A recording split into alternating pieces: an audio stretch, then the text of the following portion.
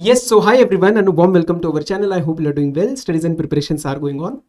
You are a CA inter student. आपने ये video open किया है. Now I just want 10 minutes of your time. आप 10 minute मुझे दो because may B some of you have seen some of my resources. IDT के लिए कुछ चीज़ें देखी होंगी या कुछ मेरी जनरल कन्वर्सेशंस या जो हम रखते हैं एग्जाम ओरिएंटेड सपोर्ट के लिए वो शायद आपने देखा होगा. बट आई एम अज्यूमिंग कि आप मेरे बारे में कुछ नहीं जानते, तो मैं एक 2-3 मिनट आपको जस्ट बता दूंगा what we are trying to do for you for C inter also. And then हम इस प्लानर के ऊपर आएंगे. फर्स्ट ऑफ ऑल, ये जो प्लानर और ये गाइडलाइंस आपके सामने रहेंगी, दिस आर नॉट मैकेनिकल. ऐसे मैकेनिकल एक अप्रोच नहीं दिया जाएगा. It will be a very different kind of a table, different kind of a study planner that I will be giving you along with the study guidelines, along with the blunders that you need to avoid. अब एक बार मैं फटाफट से अपने बारे में बता देता हूँ. Obviously I am a chartered accountant, all India rank holder 26 in C A final. And मैं अभी C A final indirect tax पढ़ाता हूँ. C A final indirect tax paper number 5 and I am associated with B B Virtuals for that. Inter का भी content मैं आपके लिए लेके आ रहा हूँ on this channel. Okay, so inter का कौन सा पेपर हम केटर करेंगे? ऑब्वियसली सर, टैक्सेशन का जीएसटी का part, right. And apart from that the second type of videos that you will be seeing is the exam oriented support, जो भी कभी कभार कुछ पुश मोटिवेशन चाहिए रहता है, कभी कभार आपको गाइडलाइंस एंड ये जो प्लानर टाइप ऑफ चीज़ें जो भी प्लानिंग वगैरह के रिस्पेक्ट में चाहिए रहती है, सो वो वाली चीज़ें भी आपको इस चैनल के अंदर मिलेंगी. Now before that I just want you to join this Telegram channel. And ये टेलीग्राम चैनल पे ऐसा नहीं होगा कि सिर्फ अपडेट्स मिलेंगे. I will be posting MCQs. We have already started that. This is hardly 3 days old channel, ठीक है. तो यहाँ पे अभी 20 ही जने हैं जो मुझे जानते थे, इंटर के बच्चे, उन्होंने ऐड किया हुआ है. लेकिन अब आप इसको स्कैन कर लेना, otherwise the link is in the description and you just see the level of MCQs. मैं और कुछ नहीं बोलूँगा. जैसे हम फाइनल में रन करते हैं वैसे ही हम इंटर के अंदर स्टार्ट करेंगे. And I know what the response is going to be, I know what feedback I am going to get. तो बस एक बार ज्वाइन कर लो and you will learn a lot of things. कुछ चीज़ें ऐसी जो आपने अपने क्लासेस के अंदर भी नहीं समझी होंगी, वो आप इन MCQs के थ्रू पकड़ लेंगे, ठीक है. So that is the commitment I am willing to make. But आपको वो ज्वाइन करके पार्टिसिपेट करना पड़ेगा. एंड आप एक वीक देख लो, you see the level of MCQs, you will get an idea. Now before we jump into the specifics of the planner and everything, I just want one help from you. If you feel at the end of the video that कुछ connect बन रहा है, देखो faculty और student का भी connect होता है, वो क्लिक करना चाहिए. तो इफ़ यू फील कि नहीं यार सर के साथ कनेक्ट बन सकता है, एक लॉन्ग टर्म हम काम कर सकते हैं, हम I can get associated with the channel, तो एक रिक्वेस्ट है, आप अपने दोस्तों में बस शेयर कर लेना, या आपके जो भी टेलीग्राम स्टूडेंट के ग्रुप से या वोटे, मतलब आपके वाले जानने में जितने जने हैं, आप उनके साथ ये चीज़ शेयर कर लेना. It will help me reach more students in a very authentic genuine manner, ठीक है. तो उतना काम आप कर सकते हो. और लाइक कमेंट सब्सक्राइब अगर लगा तो कर लेना इनके वीडियो के एंड में, ठीक है, क्योंकि वही हमारी मार्केटिंग होती है सर, हमारा और कुछ नहीं होता. तो अब मैंने आपसे लिए है पूरे 3 minute. Now I will jump to the video. अब सर आपका सीए इंटर का जो अटेम्प्ट है that is Jan 26. Okay, now there will be certain things that I will be discussing. When will be the study plan? Obviously मैं आपको कुछ ideas दूंगा, मैं कुछ टारगेट्स दूंगा. So if you feel confused, आपको लग रहा है अभी नहीं डायरेक्शन मिल रहा, तो वो आपको इस प्लानर से मिल जाएगा. And this is primarily for the both group students, क्योंकि कैसे रहता है, इंटर के मेजर बच्चे अब बोथ ग्रुप्स में जाते हैं और सिंगल ग्रुप में आपको प्लानिंग का प्रॉब्लम नहीं आता है, ठीक है. आपको 3 सब्जेक्ट प्लान करने में इशू नहीं आता है. सो इंस्टेड बाकी अगर कोई सिंगल ग्रुप दे रहा है तो आप first part of the video देखो, that is the study guidelines. इस पूरे वीडियो में अब हो सकता है कि सर मेरा तो ऑलरेडी प्लान रेडी है, तो मैं देखूँ या नहीं देखूँ.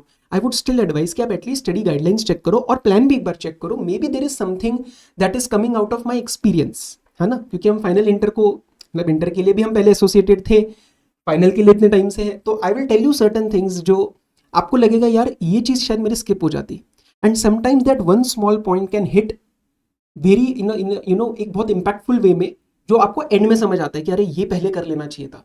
सो maybe there will be 1 or 2 learnings, उतना भी आपको मिल गया और फिर आपने अपना प्लान बनाया, दैट ऑल्सो विल वर्क, ठीक है. तो एक बार स्टार्ट करते हैं. Your exams are from 6th of January, correct. 6, 8, 10, 12, 15, 17 ये आपके subjects advance accounts, law, tax, जिसके अंदर income tax, GST, costing, audit और FMSM. Now as per my conversation with inter students, या मेरा खुद का जो एक्सपीरियंस था इंटर में, आपका जो ग्रुप 2 है उसके अंदर आपको एज सच वॉल्यूम या उसका प्रॉब्लम नहीं आएगा, ग्रुप 1 में आएगा. दैट इज हिस्टोरिकली, मतलब एक एक्सपीरियंस के बेसिस पे मेजोरिटी के साथ ये चीज़ होती है. बट कोई बात नहीं, हम उसी हिसाब से इसको प्लान करेंगे. अब पहले तो हम कुछ गाइडलाइन समझ लेते हैं. प्लीज अंडरस्टैंड, सी इंटर में ना कुछ चीज़ें हम क्या होता है इधर उधर बहुत ज़्यादा देख लेते हैं या कुछ ज़्यादा स्मार्ट टेक्निक्स लगाने की ट्राई करते हैं एंड दैट फेल्स. और वो एक्सपीरियंस आता है फेलियर के बाद ही. तो आई वांट कि अगर वो एक्सपीरियंस आ चुका है तो वो अब ना आए, और अगर आप पहली बार जनवरी का अटेम्प्ट दे रहे हैं then you should be following this right from the start, क्योंकि अभी भी देखो अभी भी ना टाइम नहीं गया है। There may be some issues in your classes, कभी कभार कोई ऐसा लगता है कि सर ये क्लास लेनी चाहिए थी, ये क्लास नहीं लेनी चाहिए थी, whatever it is still you have time to rectify the situation, क्योंकि अभी जो October November December you have this 3 months एक अच्छा टाइम है टू रेक्टिफाई द मिस्टेक्स। लेकिन अभी 3 महीने में अगर गड़बड़ हुआ ना, फिर से हिट एंड ट्रायल हुआ, it will create a problem. Okay, let's be very honest with that. So the 90 days study guidelines, first ABC analysis, expected topics and expected questions, आपको ये अभी नहीं करना है। सर मैं ये नहीं कह रहा कि ये करना नहीं है, I know at the end of the day जब लास्ट में 1 दिन 1.5 दिन मिलता है then it creates a problem, that is completely fine. But right now if you are starting the subject by understanding these kind of things, इसका मतलब you are not completely putting the dedication. देखो CA के अंदर या कोई भी काम के अंदर ना ऑनेस्ट एफर्ट जाना चाहिए। ये ऑनेस्ट एफर्ट नहीं होगा अगर आप स्टार्ट ही सब्जेक्ट का इससे कर रहे हो या आप स्टार्ट ही रिवीजन का इससे कर रहे हो। Put in the work, do all the topics, 100% course cover करो, and at the end of the 2 months जब आप सिलेबस कंप्लीट करने को जाओगे तो you will automatically gate an idea कि इसमें से कौन सा प्रायोरिटी टॉपिक है कौन सा नहीं है। मैं भी प्रायोरिटी टॉपिक देता हूँ आईडीटी में, जीएसटी में आपको दे दूंगा। So but that will happen at the and ना। एक बार आप स्टार्टिंग में जब आप चीजें प्रिपेयर कर रहे हो तो आपको 100% ही चीजें कवर करनी है। आईसीए का ट्रेंड कभी कभार ब्रेक होते हुए नजर आता है, अनटेस्टेड टॉपिक्स पूछे जाते हैं, at that time we can not blame ICA then. Okay, so हम इससे स्टार्ट नहीं करेंगे, ये अपना एंड में आएगा। सेकेंड चीज, right now you have to focus upon the maximum written study, be it a theory subject be it a practical subject. Practical में जैसे आप एडवांस अकाउंट्स अगर कर रहे हैं या टैक्स कर रहे हैं या जीएसटी के अंदर कंप्यूटेशन ऑफ जीएसटी लायबिलिटी कर रहे हैं तो एटलीस्ट दिन का एक सवाल आपको फॉर्मेट के साथ बनाना है। So basically the point is whatever you are going to do in the exam hall वो आपको घर पे रेप्लिकेट करना है, वो एनवायरमेंट आपको घर पे रेप्लिकेट करना है, so that it will help you. Okay, so format based questions में लिख के करो। रिटर्न स्टडी, अब जैसे थ्योरी है तो एटलीस्ट हेडिंग सब हेडिंग और कीवर्ड्स लिखो। लिखने से क्या होता है, एक तो राइटिंग स्पीड बढ़ती है, क्लैरिटी आती है, डाउट ज्यादा आते हैं, because you are clarifying the concepts more. Orally चीजें हल्की पड़ जाती है, हाँ ये सोचा नहीं सोचा आगे बढ़ गए, so don't do that. Question bank में markings, this is one point that can really change your preparation. आप क्या करते हो, जैसे मेरे पास क्वेश्चन बैंक है एंड लेट्स से एक चैप्टर के मेरे पास 15 क्वेश्चन है, तो आपको ऐसा नहीं करना कि 15 क्वेश्चंस हो गए और उसमें से अगर कोई पॉइंट ऐसे नया लगा तो बस हल्का सा मार्क करके छोड़ दिया। No, your marking should be for example this is question number 1, this is question number 2, this is question number 3, and let's say question 2 में आपको कोई एक स्पेसिफिक पॉइंट ने तंग किया है, there was some specific point where you faced a hiccup, some problem you faced, तो आप यहाँ पे वो पॉइंट हिंदी इंग्लिश मराठी अरे आपकी जो भी लैंग्वेज है आप यहाँ पे लिखो। So the next time you are revising आपको पूरा लेट्स से क्वेश्चन 1 मार्क ही नहीं हुआ तो आपको क्वेश्चन 1 देखना ही नहीं है। Something that was easy, something that was doable in the first attempt, may be that doesn't need revision in your next, मतलब आप जब भी नेक्स्ट बार उसको रिवाइज करेंगे। सो क्वेश्चन नंबर 2 में आपने बस वो पॉइंट देखा है, लेट्स से क्वेश्चन 3 आपका पूरा ही आपको लगा कि यार I have to do it entirely again, तो आप उस पर स्टार मार्क कर लो। Have your own personalise markings, क्योंकि जब आप रिवीजन एटलीस्ट 2 रिवीजन तो प्लान होंगी 1.5 दिन को छोड़ के, मतलब at least 2 revision you will do. तो एंड में जब आप 1.5 दिन में बैठ रहे हो तो आपका क्वेश्चन बैंक ऐसे फनल की तरह जाना चाहिए कि अभी आपके पास इतना टाइम है, देन आपके पास इतना टाइम है, फिर इतना सा ही टाइम है। तो इस पॉइंट ऑफ टाइम पे you should not be running around on YouTube to find the expected questions list. ऐसा नहीं होगा, आपको किसी और से नहीं चाहिए, आपको अपनी क्वेश्चंस की लिस्ट चाहिए, तो आप यहाँ पे कर सकते हो। हाँ, एंड में अगर किसी का कोई प्रॉब्लम आया तो यू कैन रेफर कि यार भाई तेरी बता दी इंपॉर्टेंट क्वेश्चंस की लिस्ट, ठीक है हम वो कर सकते हैं, लेकिन let's try to avoid that. अभी अगर आपका खुद का क्वेश्चन का लिस्ट बनेगा that would be very very good. Okay, next, 1 or 2 subjects will be weak and it is completely fine. Guys, understand, as a human being, as a C-Enter student, all 6 subjects cannot be 100% perfect ना। एक या 2 subject तो थोड़ा week रहेगा, मतलब ऐसा होता ही है। ऐसा परफेक्शन की तरफ नहीं जाना है कि रैंक होल्डर्स कुछ बोल देते हैं या कोई कुछ और बोल देता है। देखो बोलना बहुत ईजी है, बट मैं बता रहा हूँ ना, मैं भी जब स्टूडेंट था इंटर में, फाइनल में, फाउंडेशन में, तो मेरे 1 या 2 सब्जेक्ट्स वीक रहते थे and that is completely fine. ICI आपसे 100 एक्सपेक्ट नहीं कर रहा है, वो 40 और 50 एक्सपेक्ट कर रहा है, एंड अबाउ 60 तो वो आपको एग्जामिशन भी दे रहा है ना। सो 1 या 2 सब्जेक्ट वीक रहेंगे, दैट इज ओके, कोई भी परफेक्ट नहीं होता, लेकिन जो स्ट्रॉन्ग सब्जेक्ट्स है फिर उसको अपने को कैपिटलाइज करना है एंड इनको इतना मैनेज करना है कि हम 50 मार्क्स का टारगेट लेके आ सके। That is the way you have to proceed. Okay, please don't get carried away. अभी कैसा होता है, आपकी भी गलती नहीं है उसके अंदर, ये चीजें जो सीखते हो ना, ये आर्टिकलशिप में सीखते हो, घर से बाहर निकल के सीखते हो, तो अभी आपको बस इतना रहना है कि वल्नरेबल मत रहना, इधर उधर ज्यादा डरना मत। ओके, जैसे थोड़ा सा ओल्ड स्कूल स्टडी करना, जैसे स्कूल में 10th 11th 12th पढ़ के आयो वैसा ही इसको पढ़ाई करना। सीए के नाम पे कोई एक्स्ट्रा चीजें करने को मत जाना। everything won't be revised again and again. Be confident. A lot of times I see, especially C inter students, मैं कुछ काउंसलिंग सेशंस लेता था, ठीक है, तो उसमें इंटर के बच्चे भी आते थे, तो उनका ऐसा होता था कि सर अगली बार जैसे मैं अगर रिवाइज करने को बैठ रहा हूँ, जैसे for example my subject is going on, तो जब संडे को मैं रिवाइज करूंगा ना, तो मेरा पूरे हफ्ते का प्लस पुराने हफ्ते का भी मैं रिवाइज करना चाहता हूँ, ऐसे नहीं होगा। You can not do everything again and again. Okay, इतना सारा वॉल्यूम है यार, सब कुछ अब बार बार कैसे करोगे? तो एक या दो रिवीजन होने के बाद पेपर के टाइम पे हो सकता है everything is not even revised, it is completely fine, things will click. हम इसको बहुत अंडर एस्टिमेट करते हैं, मत करना, चीजें बराबर से क्लिक कर जाती है। बस जिस टाइम कर रहे हो उसको क्वालिटी के साथ चलना, उसको क्वालिटी के साथ पढ़ना, रादर देन 5 रिवीजन नहीं, एक या 2 रिवीजन हुई ना तो अच्छे से रिवीजन होनी चाहिए, अच्छे से पढ़ाई होनी चाहिए। पेपर के अंदर when it is asked in a question form, things will click, उतना मैं आपको गारंटी दे रहा हूं। Next, quality over quantity. Sir मैंने इतनी रिवीजन करी, सर मैंने इतने क्वेश्चन सॉल्व किए, सर मैंने इतनी सारी मैराथन्स देखी, क्वालिटी क्या थी? आपको चीजें समझ आई क्या? हो सकता है देयर इज पॉसिबिलिटी दैट आप सिर्फ क्लास और सेल्फ स्टडी के साथ इतने कॉन्फिडेंट बन जाओ कि उसके बाद खुद की एक सेल्फ रिवीजन के बाद you are able to get 70-80। इस पे मत फोकस करना। या फिर नंबर ऑफ आवर्स बड़ा रहता है कि सर मेरे को तो 14 घंटे पढ़ना है, मेरे को रैंक चाहिए। रैंक के बहुत सारे मिथ्स है, खासकर इंटर लेवल पे, मैं उसका एक अलग वीडियो बनाऊंगा आपके लिए, बट रैंक के लिए बहुत सारे मिथ्स है, ये सब मैटर ही नहीं करता है। ये सब मैटर ही नहीं करता कि आप 12 घंटे पढ़ रहे हैं या 15 घंटे पढ़ रहे हैं। It is very glamorising. मेरे लिए आज आके बोलना कि भाई 4 घंटे सोना है, मोटिवेशन का म्यूजिक लगा दूंगा, एक आध रील में डाल दूंगा and you will get flattered, नहीं। Rank and good score and passing CA inter in first attempt is all about discipline, it's all about simple plain plans. आप simple day to day basis पे consistently plans follow करोगे ना, तो end में ये सब दिखावे की जरूरत नहीं पड़ेगी कि मुझे 15 घंटे पढ़ना है। आराम से 9-10 घंटे अगर डेली पढ़ रहे हो तो नींद भी कंप्लीट होएगी, थोड़ा बहुत अपना एक्टिविटी के लिए भी टाइम मिलेगा। फिजिकल एक्टिविटी का भी मैं इसके अंदर पॉइंट डालूंगा, दैट इज वेरी इंपॉर्टेंट कि आप उसको मत इग्नोर करना। सो वो चीजें आप थोड़ा थोड़ा फॉलो कर लो, एक्स्ट्रा चीजें करने के चक्कर में मत जाओ। ब्रेक्स, सच बताओ, ब्रेक्स लेने पे गिल्टी फील होता है ना? इधर उधर देखा हुआ है क्योंकि अरे ब्रेक्स नहीं लेना है, 15-15 घंटे पढ़ना है। No, breaks are a form of study. Anything that helps you with a better effective manner of study, that is not a waste of time. Please do not feel guilty.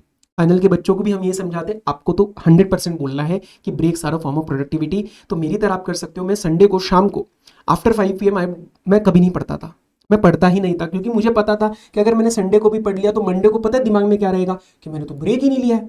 और Tuesday Wednesday भाई साहब problem हो जाएगी। Tuesday Wednesday मेरे को पता है कि मेरा ब्रेक डाउन हो जाएगा। तो फटीक की तरफ नहीं जाना है, सस्टेनेबल प्लान्स बनाने हैं, ठीक है। How many hours of study? Sir बोला ना 8-9 घंटे अगर इफेक्टिव निकल रहा है, मतलब 9 आवर्स के आसपास आप ले लो। उसके लिए हो सकता है आपको आधा घंटा एक्स्ट्रा बैठना पड़ जाए इनपुट के लिए, तो 10-10.5 घंटे आप बैठ सकते हो। 14-13 घंटे की जरूरत नहीं है, मैं बार बार बोल रहा हूँ। फिजिकल एक्टिविटी दिन में मुझे आपकी चाहिए। आप जिम में जाओ, आपको योगा पसंद है आप योगा क्लासेस में जाओ, आपको डांस करना पसंद है। भाई साहब एक स्टूडेंट थी मेरी, उसने बोला सर मेरे को ना बस मैं डोर बंद करके अपना डांस करना चाहती हूँ। मैंने कहा करो ना, what ever helps you with your mood, what ever helps you. थोड़ा सा कैसे रहता है, एक जगह स्टिफनेस बैठ के ऐसे नहीं करना है काम। You do what you like, it can be dance, it can be yoga, it can be running, it can be music, कुछ भी करो, पर एक अपनी हॉबी को फॉलो करते रहना एंड तक। शायद बस एग्जाम के टाइम छोड़ देना, कोई प्रॉब्लम नहीं है, ठीक है। So this is something you have to focus upon.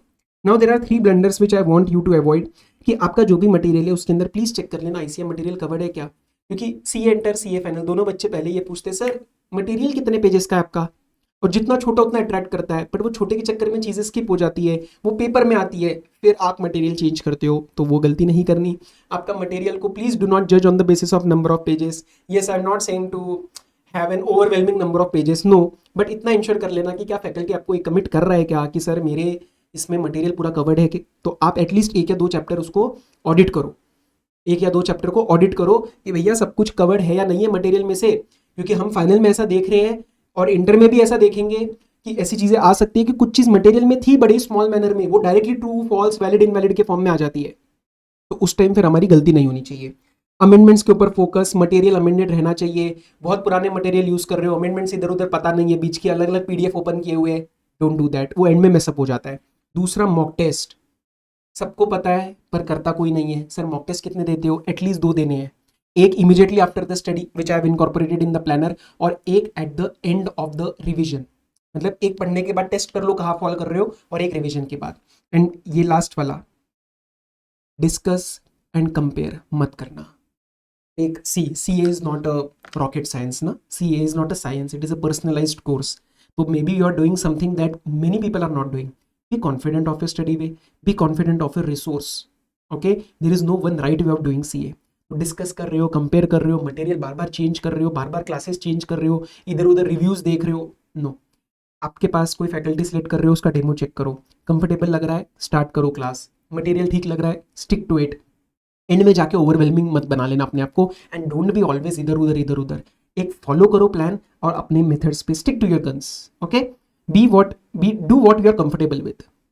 Now मैं आपके सामने एक प्लानर लेके आ रहा हूँ जिसके लिए एक सवाल आता है कि सर सिंगल या बोथ, सिंगल या बोथ. ये थोड़ा सा अभी हम 10 मिनट और लगाएंगे, तो आपको 20-25 मिनट लगाने हैं अच्छे से. सुनो, सिंगल या बोथ. देखो आज के इसमें एज आई टोल्ड यू, मुझे जितना ऐसा लगता है कि सर इंटर के बच्चे ज़्यादा ना बोथ ही ग्रुप्स दे रहे हैं. ओके, लेकिन सिंगल भी देते हैं, it's fine. Only thing I would state कि there is no one right decision.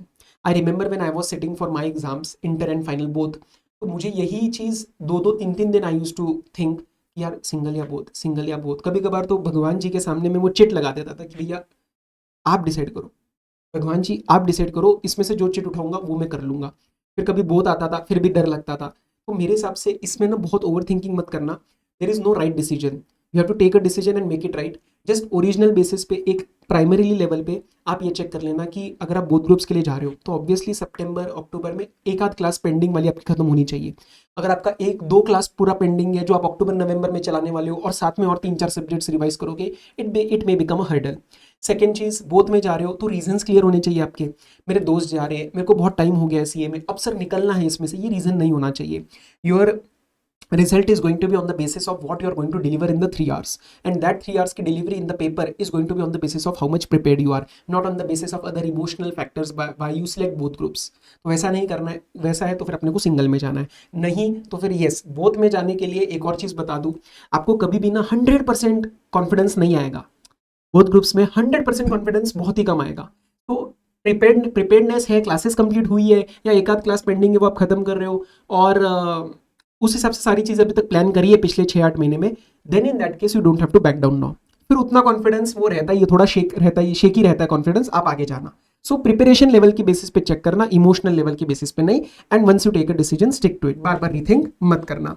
अब रही बात सर 3 बातें और in fact, please avoid micro plans. इतने बजे उठूंगा, इतने बजे खाना खाऊंगा, इतने बजे ब्रेकफास्ट करूंगा, इतने बजे सोऊंगा, इससे नहीं होता है. ये प्लान्स नहीं बनाने. You will have a macro plan ready. The following plan is also micro guide. इसके बाद हो सकता है आपके सब्जेक्ट्स का थोड़ा ऊपर नीचे हो कि सर आपने टैक्स में 30 दिन दिया, मेरे को 15 ही चाहिए, 20 ही चाहिए, आप उस सबसे प्लान करो. तो this will act as a macro guide. And please make your own plan and request please be flexible.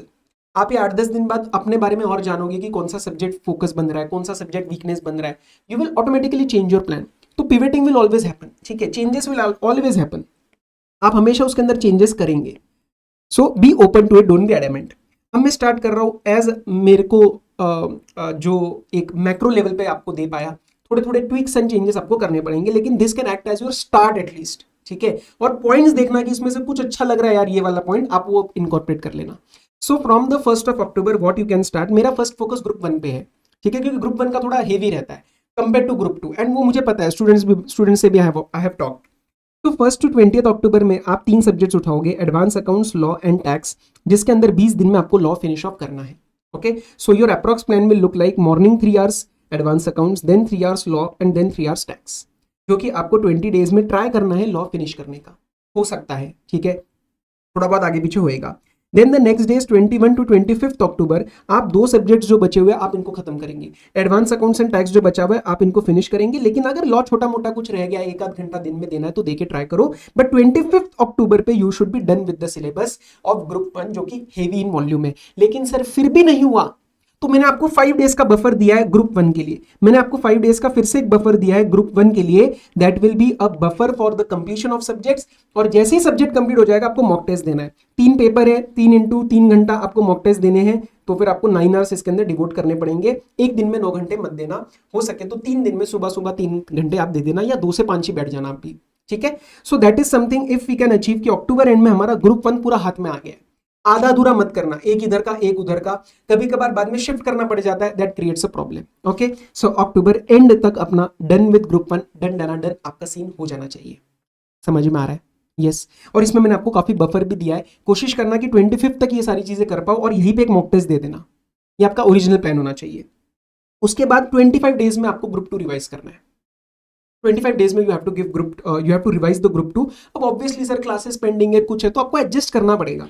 But 3 घंटा कॉस्टिंग, 2 घंटा ऑडिट, 2-2.5 घंटा एफएम, उसके बाद फिर एसएम, तो this can approximately 10-12 days and 10 to 12 days में ये चीज हो सकती है।